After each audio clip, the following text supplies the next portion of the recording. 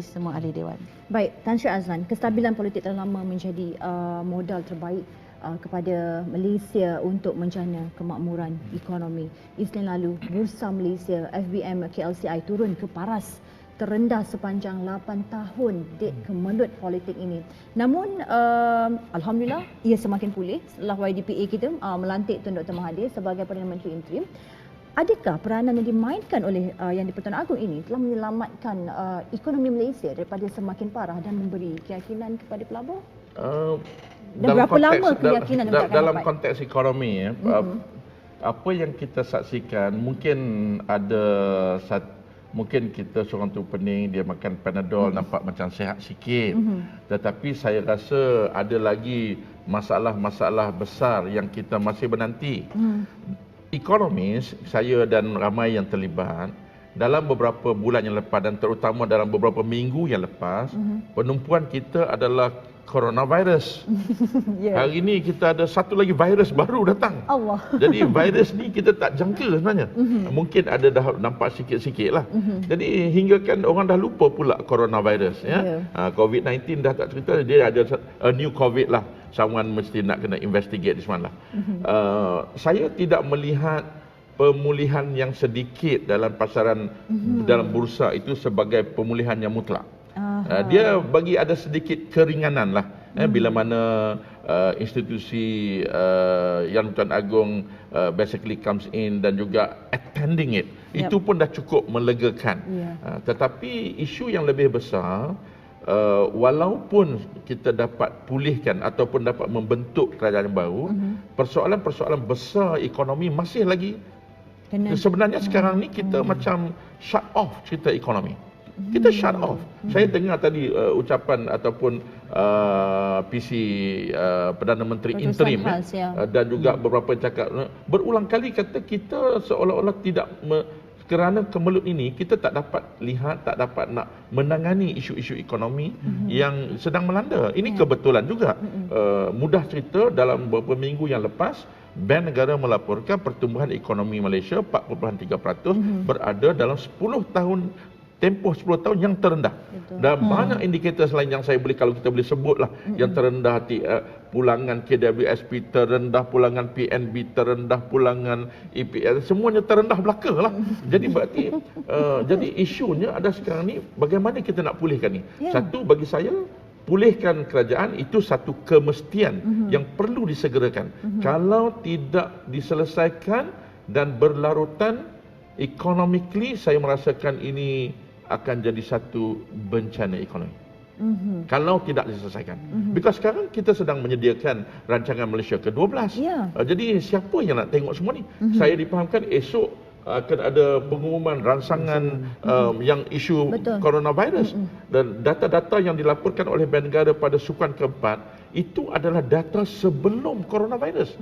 Jadi now kita dalam keadaan yang bagi saya kritikal lah. Jadi elok kalau ada satu tim yang mungkin kalau bukan ahli politik pun, tim-tim di Kementerian Keuangan dan MEA dan sebagainya, bagi penumpuan yang khas. Lupakan cerita politik. Tim ini harus lihat ekonomi supaya once the political resolve, immediately kita ada laluan yang pantas untuk menggerakkan balik ekonomi negara kita. Maksudnya Tan Sri, kita bukan memerlukan secepat mungkin kalau boleh.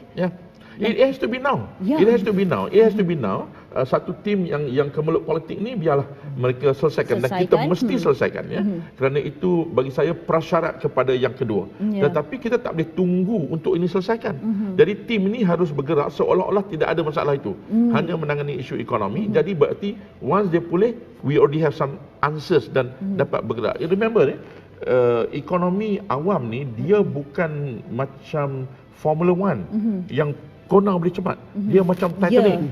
Dia lambat nak bergerak. Kerajaan, perbelanjaan kerajaan bukan satu benda yang hari ni nak belanja esok keluar. Tak begitu. Jadi berarti walaupun kata rangsangan, tapi kadang-kadang 3-4 bulan baru dia boleh keluar. Dalam pandangan Tan Sri, peribadi Tan Sri sendiri, pemerhatian Tan Sri sendiri, adakah kita punya kerajaan sekarang, walaupun kita tak ada kerajaan, tetapi adakah kaitan dengan kementerian ini berkaitan ke arah sedang melakukan ke arah itu? Saya tahu ada beberapa perbincangan, luckily ada beberapa perbincangan untuk ehwal ekonomi dalam beberapa kementerian telah dibuat sebelum meletusnya yang apa kita saksikan. Jadi harap-harapnya saya pun menanti esok katanya ada pengumuman tentang rancangan fiskal ni dan hopefully dia dapat menjadi satu penyelesaian, setidaknya penyelesaian awal lah kepada permasalahannya. Baik, Prof Tan Sri Azlan, dalam kalangan negara ASEAN, Thailand pernah mengalami situasi getir perubahan kerajaan secara mengejut pada 2014. Cuma dalam konteks mereka ialah pengambil alihan oleh pemerintahan tentera. Namun ekonomi mereka bangkit dengan pantas hanya seminggu selepas kudeta itu. Adakah Malaysia akan mengalami situasi yang sama? Dia sebenarnya bergantung kepada tempoh yang panjang. Kesediaan sebuah negara untuk meneruskan perjalanan yang panjang itu dalam pembangunan ekonomi itu bukan dibentuk satu malam. Sebenarnya dalam tempoh, katalah kita ambil contohnya Tun semenjak jadi Perdana Menteri tahun 81. Ya, around that lah 23 tahun kemudian Tun Abdullah sebagai. Dalam tempoh tu saya ingat di Jepun lah contohnya, dah kita lupa dah siapa yang jadi Perdana Menteri dia, bertukar-tukar. Jadi negara dia boleh bergerak. Jadi berarti that's why it's very important, penting sekali perkhidmatan awam, professionals, dan saya juga nak sentuh, tapi I want to touch on the economic side of what they discuss tadi. Maksudnya kita tidak boleh bergantung terlalu banyak ataupun lebih daripada apa yang sepatutnya kepada political punya situation untuk menentukan kelestarian ataupun kelangsungan pembangunan ekonomi ini. Jadi berarti on the part of public administration, on the part of professionals, on the part of academia, itu pun kena faham bahawa tanggungjawab itu harus turun. Jadi itu saya tengok KPPA ada keluarkan perkeliling hari ini, Ketua Pengarah Perkhidmatan Awam, that civil service termasuk kami, saya yang di universiti juga harus meneruskan dan memastikan tugasan itu berterusan. Jadi saya tengoklah, saya tahu apa yang berlaku umpamanya di Jepun, di Thailand dan sebagainya. Dan bila berlaku kecederaan begini, dia punya bangkit semula itu cepat. Jadi macam kita harapnya janganlah, sometimes people ada tendency merasakan bahawa no ministers, it doesn't move. Saya rasa that's not right. Ya, kalau kadang-kadang minta maaf tu saya, ada juga minister yang kemungkinan so far tak move apa pun, tapi the agency is moving. Let's accept the fact. Cumanya tak boleh drag lama. Sebab dalam sistem kita, punca kuasa dalam akta-akta di semua kementerian adalah menteri. Itu saja. Sebab boleh buat tapi jangan lama. That's right. Some part of governance, pembuatan keputusan itu harus dilihat. Kalau kita tengok umpamanya banyak orang kata bila menteri kesihatan tak ada berarti coronavirus akan merebak habis di Malaysia. Tak betul. Kita ada ketua pengarah kesihatan yang hebat. Kita ada sistem kesihatan. Jadi berarti this is the other part of it. Saya rasa tiba Malaysia after 60 plus years, kita clearly understand bahawa there are things politics, there are things yang bukan politics yang boleh membawa negara ini dan terus bergerak. Umpamanya saya sebut tadi, penyediaan rancangan Malaysia ke-12 yang sekarang ni sedang rancaklah sepatutnya. I think continue. Bagi saya tak perlu ada beberapa mesyuarat yang kadang-kadang saya patut hadir pun, kenapa nak dibatalkan? Nak bincang masalah pengangguran siswazah, takkan nak tunggu menteri. Ini bukan cerita menteri. Menteri yang tukar ke, menteri tak tukar ke, pengangguran siswazah adalah masalah ekonomi. Jadi let the economists handle that. I don't think we need to stop everything lah. Banyak mesyuarat yang ditangguh because of this. Jadi saya rasa tak perlu. Itu bukan pembuatan keputusan, itu perbincangan, mendalami isu dan sebagainya. Isu-isu yang dah lama berlegar, kos sara hidup, isu pekerja asing, isu pendapatan. All these issues tukarlah kerajaan macam mana pun isu ni tetap akan ada. Betul. Jadi kita isu negara, we have to continue attending that. Tapi Tan Sri, sekiranya situasi ini, kemelut ini, krisis politik ini berterusan, apa impaknya kepada ekonomi yang worst case punya senario? Dia mudah saja. Saya melihat begini. Bila mana kemelut politik ini berlarutan, dia kalau sampai ke satu tahap dia memberi satu signal yang this is something agak lasting, permanent, dalam konteks pelaburan yang nak masuk akan mula tertanya-tanya. Contohnya ada orang dah tanya saya, otomotif ketiga ni on ke tak on? Nak buat kereta ni on ke tak on ni? Kalau tukar Perdana Menteri ni, kita tak tahu. Bukan saya tak kata idea itu baik atau buruk. Saya kata polisi, inisiatif mega. Dulu kita nak buat kereta api ECRL, nak buat HRL, kita tangguh. Lepas tu sambung balik. Jadi adakah negara ni negara yang macam tu? Pergi balik. Pelabur asing, dia mudah je. Yang saya berinteraksi mereka ialah kestabilan polisi itu penting. It's not about which one is good. It's about continuity, komitmen sebuah kerajaan untuk melaksanakan beberapa ehwal ekonomi. Jadi kalau yang ekstrim teruk, sebenarnya kalau kita lihat banyak negara-negara termasuk di Timur Tengah terutamanya, bila mana dia mula mengacau poket kita.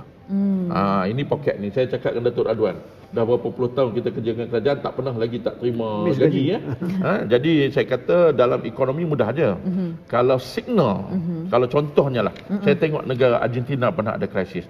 Dia kata rakyat ataupun penyimpan dalam bank hanya boleh keluarkan tidak lebih daripada RM500. Contohnya, dia limit, dia ration ATM withdrawal. Itu pun dah cukup buruk. Hari ni kita tak ada. Jadi kita tak maulah sampai kata mungkin tak bulan ni lewat sikit gaji ke. Dia jangan masuk poket. Dia masalah yang menyokong ekonomi negara kita luckily ialah perbelanjaan ke penggunaan. Hampir 58% ekonomi negara daripada makan minum kita sebagainya. Kita cut off yang luxury dulu. Kita cut off melancong, cut off nak beli barang mewah dan sebagainya. Tapi jangan dia mula get into the pockets and jobs becoming itu more signal difficult. yang sangat menakutkan. Itu saya tidak mengata akan berlaku, tetapi itu antara signal-signal yang kita kena detail out supaya tak sampai ke situ. Prof Tan Sri, dari sudut ekonomi, mana lebih baik kerajaan baru berdasarkan Perdana Menteri pilihan majoriti atau ahli parlimen atau pilihan raya umum? Ini dia. Saya dalam dunia ekonomi saya, sekarang you bawa saya dalam a little dunia politik. Dari sudut pandang ekonomis. Dia beginilah, kita melihat ekonomi dalam 2 tahun yang lepas. Saya tidak menafikan peranan yang dimainkan oleh ahli-ahli politik yang dalam sistem kita mereka menjadi menteri dan sebagainya. Ada peranannya. I cannot comment on the politics side of it. Tetapi menentukan hala tuju yang kita bawa secara bersama itu penting. Kalau hari ini saya tanya, di mana wawasan kemakmuran bersama? Orang dah tak tahu pun setengahnya. Kan mungkin di kalangan ahli politik pun tak tahu dah apa yang makmur, apa yang tak makmur ni. Jadi sekarang ni dalam mana-mana negara, pertama penting ada hala tuju dan rangka kerja yang jelas. Dan semua orang memahami dan jelas peranannya dan di mana sasaran yang kita nak capai. Setidaknya wawasan 2020, kemudian kita dulu kerajaan dulu ada dasar transformasi negara dan sebagainya. Of course setiap satu tu kita boleh nilai baik tidak baik, tetapi paling penting kena ada dulu. Jadi kalau dah 2 tahun kita masih belum ada, macam mana ni? Jadi ini persoalannya. Bagi saya lontaran telah dibuat. Yang Amat Berhormat Tun telah buat pada Mei yang lalu, wawasan kemakmuran bersama telah lancar. Tapi dia macam lepas tu padam, hilang balik. Paling tidak pun sambutlah dengan lagu. Dulu ada lagu wawasan 2020, macam-macam bagi ada kerakyatan dia. Because yang menggerakkan ekonomi negara bukan di atas saja. Pegawai kerajaan, guru-guru di sekolah, masyarakat di kampung, di luar sana. Kalau contohnya di era wawasan 2020 yang Tun mulakan di awal 90-an, saya ingat tanya orang pesawah pun dia tahu wawasan 2020. Jadi berarti dia remember a country is not made by one person. A country neither is being made maksudnya oleh beberapa menteri. The country is made by 32 million people. Jadi berarti perlu ada gagasan, digerakkan gagasan, diberi kefahaman dan jentera-jentera kerajaan bergerak ke arah hala tuju yang sama. Jadi bagi saya ialah maksudnya sama ada nak bagi balik pada rakyat ataupun nak betul, saya tak mau menilai dari segitu. Itu bukan skop saya sebenarnya. Tapi whatever come out after this, my economics eyes will look at, tell me where you're going. Tell me how you're going to move this. Tell us. I mean, all economies are strangling. Nak kita kadang-kadang saya bercakap dengan pelabur luar ataupun ahli ekonomi negara luar, kita nak bangga negara kita. Paling tidak kita tu boleh cerita pun bagus. Dan nak cerita pun tak jelas. Jadi berarti sekarang ni kita kena ada kejelasan. Harap-harap Datuk Radwan sebut tadi, bila mana masalah politik diselesaikan, kerajaan baharu yang ditubuhkan, apa cara itu bukan urusan saya, tetapi bila ditubuhkan ialah mestilah memberi komitmen yang jelas dan masyarakat feel like yes, the country is moving. Kita negara yang bagus. 60 tahun. Kalau you pergi ke negara Afrika tengok pada kita, dia kata macam mana you jadi Malaysia hari ni. Mereka sampai ke tahap tak mau tahu masalah-masalah kecil kita ni. Dia anggap macam mana you selesaikan kemiskinan dan macam mana negara boleh jadi macam ni. Jadi berarti let us salvage this. Jadi insya-Allah kemeluk politik ini selesai, kerajaan baharu yang ditubuhkan, mohonlah kalau boleh kita bersama gerakkan negara, engage the professional, engage para akademia yang boleh menyumbang, masyarakat, belia, semua sekali. Tan Sri ada menyebut tentang pakej ransangan ekonomi yang akan dilancarkan esok, dan kita tahu tahun 2020 tahun permulaannya agak kurang baik untuk ekonomi. Of course, Malaysia. Jadi Tan Sri, mampukah pakej ransangan ekonomi ini memberi impak dalam keadaan sekarang? So esok, saya harap esok akan diumumkan. Pertamanya saya haraplah, kalau ikut tarikhnya 27 hari bulan. Jadi berarti esok. Kalau ditangguhkan, berarti tangguh sehari 2 hari. Kita tengok baru ni contohnya, saya sektor hoteling, almost 90,000 bookings has been cancelled. Naik kapal terbang, ada orang tunjuk airport pun kosong. Saya kebetulan lah, harap-harap bukan kapal terbang yang saya pulang. Saya balik daripada Jakarta ke Malaysia, saya ingat ada 20 orang pun tak sampai dalam kapal terbang tu. Jadi satu hari penerbangan, kapal terbang 20 orang, dah rugi dah. Confirm dah rugi. Jadi berarti sekarang ni pakej ransangan mesti menepati area-area yang perlu ditangani, dan hopefully perkhidmatan awam, terutamanya kementerian-kementerian sebagai ejen pelaksana dapat execute dengan pantas. Dan kalau boleh cuba tengoklah, saya pun governance, maksudnya do we really need a minister to get this execution to move? Dari tadi Tan Sri dah highlight gitu. Ini bukan masalah politik, ini masalah ekonomi. Jadi berarti kalau orang yang ada restoran di Langkawi, orang tak datang kat restoran dia, orang tak datang melancong, orang takut nak melancong. Dia jangan main-main.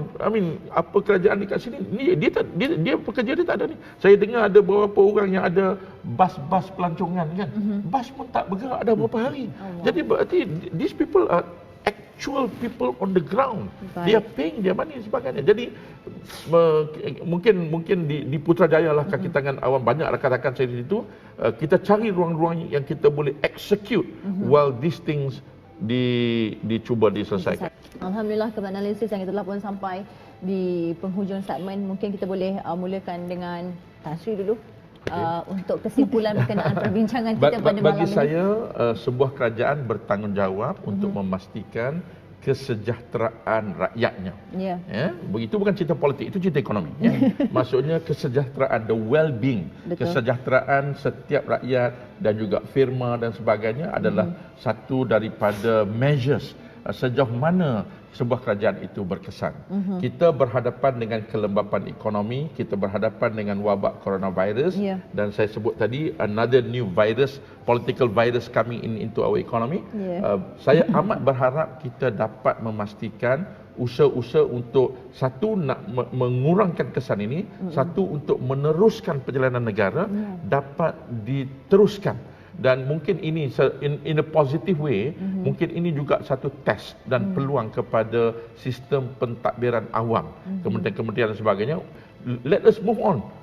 Kita move on with all the policies dan sebagainya, with all the plan spending, plan initiative, move on. Dan when let the politicians settle isu itu, dan tolong jangan tangguhkan dan jangan main-main dengan isu ekonomi. Isu ekonomi seperti saya katakan tadi, when dia mula menyentuh poket rakyat, people will go on the street. And we have seen that in many countries. Jadi kemudian ini harus diselesaikan secepat mungkin. Ekonomi mesti ada tim yang khusus. Mungkin kerajaan boleh pertimbangkan wujudkan satu tim. Tim ni dia macam tak nampak politik tau. Tim ni dia move on attending isu-isu ekonomi sebagainya. Dan saya nak want to see also that in a very positive way. Marilah kita semua, rakyat Malaysia, kita semualah mengharap that this dapat resolve dan move on secepatnya mungkin, insya-Allah. Betul. Terima kasih Tan Sri.